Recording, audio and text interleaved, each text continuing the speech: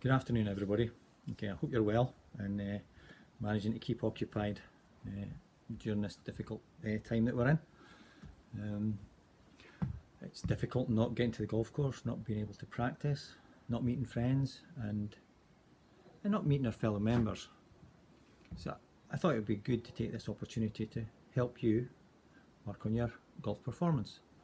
And yes, you can make improvements when you're not getting to the golf course. Where do you make golf performance improvements? You can make them both on the golf course and off the golf course.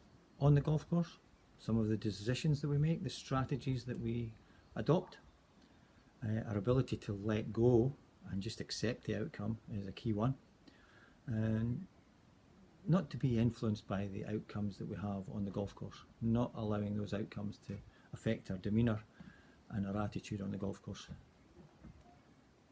When it comes to making swing changes, what do we change?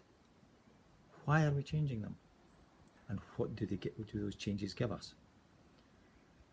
It's sometimes difficult to make swing changes stick. So over the next few weeks, I'm going to remind you of many of the fundamentals that I'm sure you know but you may have forgotten. And I'm going to introduce you to some new concepts.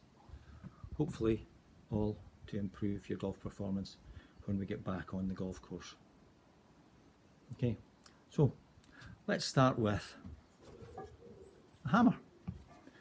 You might think, well, what's a hammer got to do with golf? Okay, but I'm sure you've all used one of these. Okay, and a bit of wood and some nails. Have you had training on how to use this? I certainly didn't have any training. I can remember just copying my dad. I saw him using a hammer, and I thought, yeah, I can do that. I did have a few mishaps. I'd hit my thumb a few times, hit my fingers, certainly missed the nails on numerous occasions, and it took me a while to work out that this needed to be swung slower and over a shorter distance to enable me to hit the nails more regularly and more consistently, and only then was I able to speed things up and drive the nails in more aggressively. Okay, and that is similar to golf. Okay, when we're making changes, when we need to be aware of what the hammer's doing. Okay, so linking it to golf, I've got a golf hammer here. Okay, pretty small face, just the same as a hammer. So if I was hitting a golf ball with this, I'd really need to pay attention to and put my awareness right into the face and probably the ball, and to notice, how I could apply the small face to the ball to drive the ball out to my target. Okay, so where would my awareness be? In the face, in the ball, a bit of both?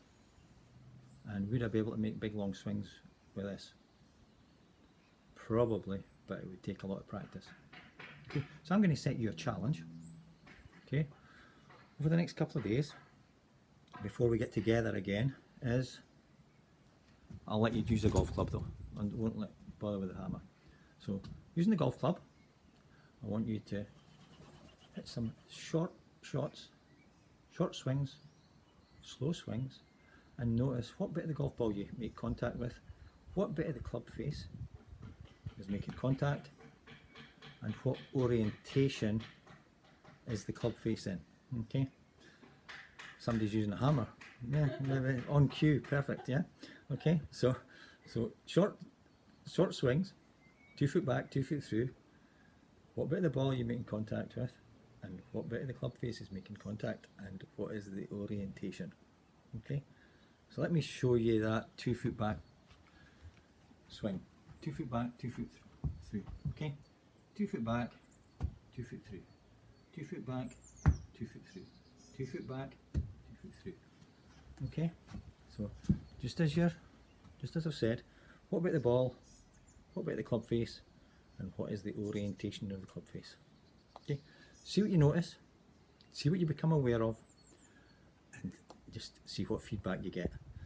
And I'll give you maybe what I think you should have found out, okay, and what you should have noticed. okay, the next time we get together. Okay, see you in a couple of days. Okay, take care, stay safe.